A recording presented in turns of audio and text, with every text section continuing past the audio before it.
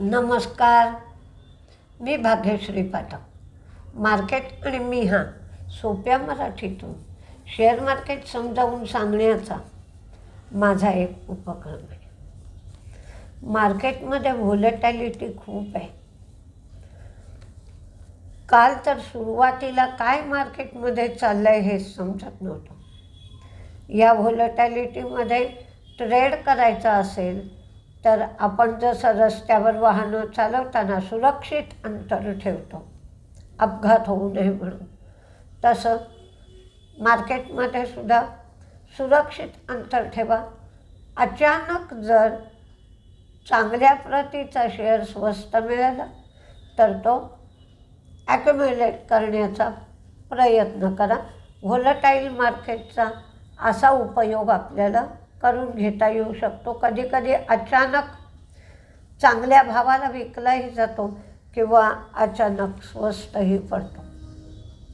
काल अमेरिकन मार्केटमध्ये डाव तेजीत होतं, पण नॅसडॅक म्हणजे ज्याच्यामध्ये आय टी सेक्टरचा जास्त समावेश आहे, आय टी शेअरचा, ते मंदीत होतं.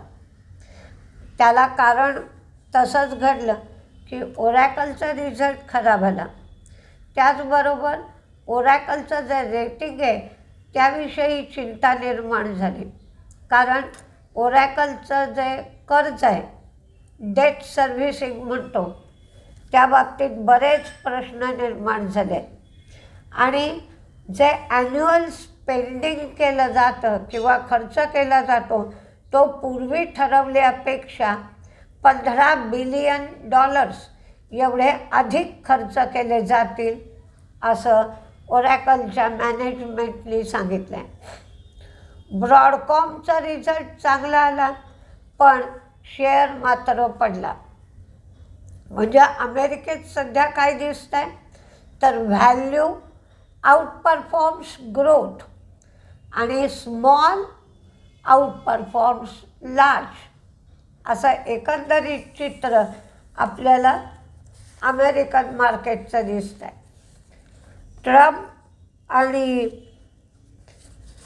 आपले पंतप्रधान मोदी यांच्यात काल वार्ता झाली आहे आणि दोन्ही देश स्टॅबिलिटी, प्रोग्रेस, वैभव या सगळ्या संबंधात ही बोलणी झाली आहे आणि साधारण मार्चपर्यंत ट्रेड डील होण्याची शक्यता वर्तवली आहे.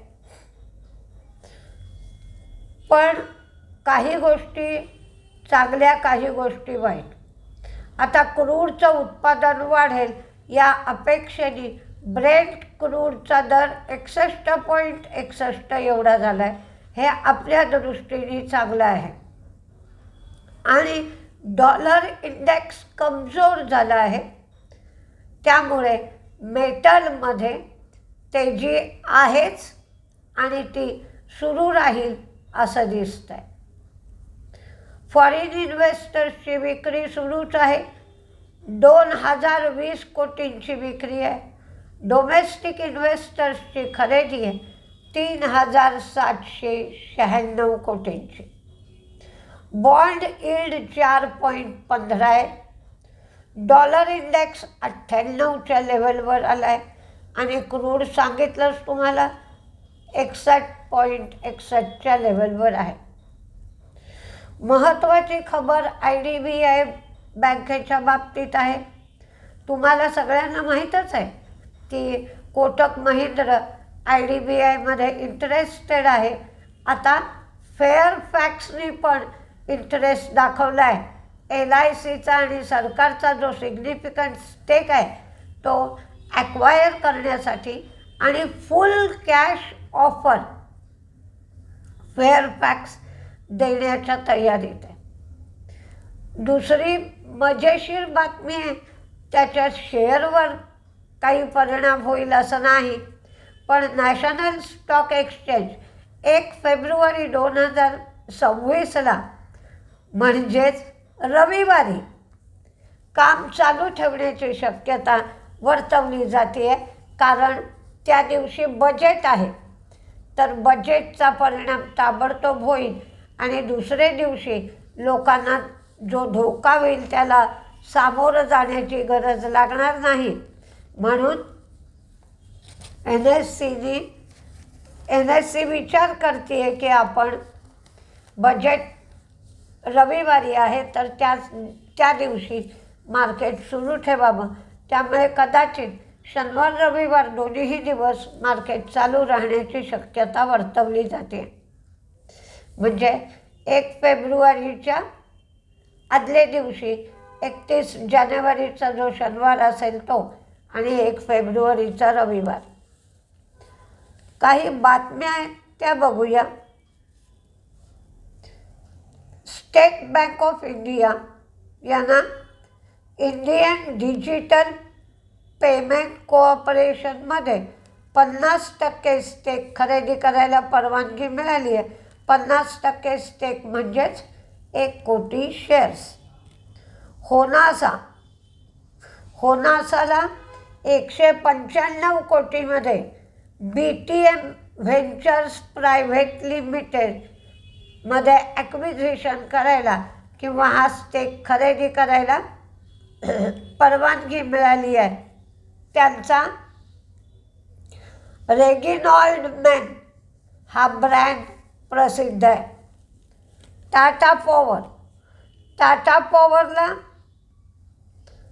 RECने Jejuri Hinjewadi power transmission limited याच्या प्रोजेक्टमध्ये SPV करायचं आहे. या SPVच्या खरेदीसाठी 156 कोटींचं LOI म्हणजेच लेटर ऑफ इंटेंट इश्यू केलं आहे. GEM एरोमॅटिक्स यांच्या दहेज उत्पादन युनिटमध्ये लवंगाचं तेल याचं कमर्शियल स्तरावर उत्पादन सुरू केलं आहे त्यांनी.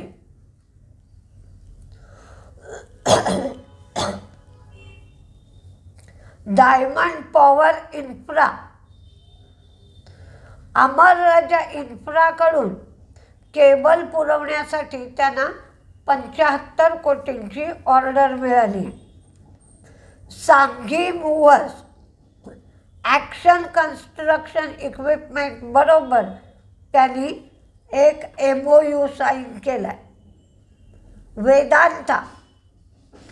वेदांताला निकेल, क्रोमियम आणि PCEच्या त्यांनी जे बिडिंग केलं होतं त्या बिडिंगसाठी ते सक्सेसफुल बिडर म्हणून वेदांताची निवड झाली आहे. वेदांता कालही तेजीत होतात, मेटलमध्ये तेजी आहेच, त्यामुळे वेदांता तेजीत राहण्याची शक्यता आहे. NBCCला 289 कोटींच्या ऑर्डर मिळाल्या आहेत. यात नाल्को 255 कोटी तर स्टील अथॉरिटी ऑफ इंडियाकडून मिळालेल्या ऑर्डरचा समावेश आहे. कन्साय नेरोलॅक त्यांच्या श्रीलंकेतील सबसिडियरीमधील 60% स्टेक श्रीलंकेच्याच एटायरला ते विकणार आहेत. सुझलॉन एनर्जीला टॅक्स पेनल्टी 21 कोटी रुपयाची लावली होती, ती टॅक्स पेनल्टी माफ करण्यात आली आहे. सायंटनी अबुधाबी आणि गल्फ इथे कम्प्युटरची खरेदी केली आहे. याचा फायदा ऊर्जा युटिलिटी ट्रान्सपोर्टेशन क्षेत्रात त्यांना होईल. ॲस्ट्रा मायक्रोवेव्ह यांना IMDकडून रडारचं उत्पादन आणि मेंटेनन्ससाठी 171 कोटींची ऑर्डर मिळाली आहे. इंटर आर्च बिल्डिंग 70 कोटीसाठी त्यांना LOA मिळाला आहे. तर आपण कुठले शेअर तेजीत राहतील, कुठले शेअर मंदीत राहतील हे पाहूया. पण त्याचबरोबर स्टॉप लॉस ठेवा. स्टॉप लॉस नसेल ठेवायचा, शॉर्ट टर्मसाठी घेत असाल तर सुरक्षित अंतर ठेवा. म्हणजे याच्या खाली गेला शेअर तर मी थांबणार नाही, म्हणजे नुकसान कमी होईल. पहिले तेजीतले शेअर बघूया. Larsen and Toubro, Max healthcare, Allied Blenders, NTPC, Interarch, GMDC, Vedanta, Honasa, Hindustan zinc,